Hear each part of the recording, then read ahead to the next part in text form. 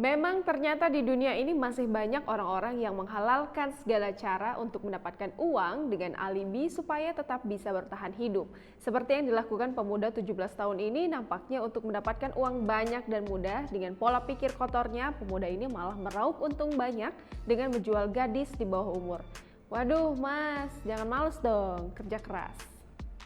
DAP dapat cuan banyak dari bisnis prostitusi anak di bawah umur. Dengan iming-iming duit tambahan, seorang mucikari remaja berinisial DAP 17 tahun menggait wanita di bawah umur untuk menjadi pekerja seks komersial atau PSK. Dalam sebulan, para PSK yakni MRM 17 tahun, SGA 16 tahun, FM bisa berkencan lebih dari 10 kali dengan pria hidung belang. Bisnis haram DAP berhasil dibongkar di sebuah unit apartemen di Jalan Soleh Iskandar, Kecamatan Tanah Sareal, Kota Bogor. Dari hasil praktik prostitusi online ini, polisi mengamankan DAP yang diduga sebagai mucikari, FY sebagai penyedia kamar, dan 3 orang PSK MRM, SGA, dan FM. Mulanya praktik haram ini terbongkar setelah adanya kecurigaan penghuni apartemen lain.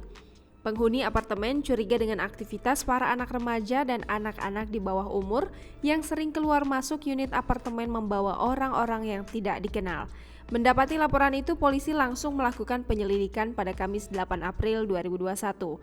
Polisi turut mengamankan barang bukti uang tunai, hasil transaksi prostitusi online, handphone yang berisi percakapan transaksi, serta 1 bungkus plastik minuman keras jenis anggur merah.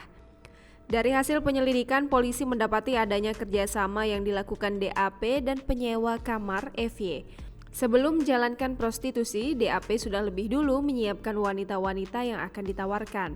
DAP biasanya mengajak wanita di bawah umur untuk jadi PSK dengan iming-iming uang tambahan. Tak hanya itu, DAP juga menggandeng wanita-wanita yang memang sudah berprofesi sebagai PSK. Sementara itu, FY yang berperan sebagai penyedia kamar menyewa kamar tersebut dari pemilik unit. Selanjutnya, FY pun menyewakan unit tersebut untuk praktik prostitusi. Dari bisnis terlarang itu, keuntungan yang didapat oleh FY dan DAP berbeda-beda. DAP menawarkan harga dalam sekali kencan Rp700.000. Harga tersebut belum masuk harga sewa kamar kepada FY sebesar Rp150.000. Kini DAP dan FY sudah menjadi tersangka dalam praktik prostitusi online tersebut. Atas perbuatannya, para tersangka terancam pasal tindak pidana perdagangan orang sebagaimana dimaksud dalam pasal 2 JO, pasal 10 Undang-Undang RI nomor 21 tahun 2007 tentang pemberantasan tindak pidana perdagangan orang.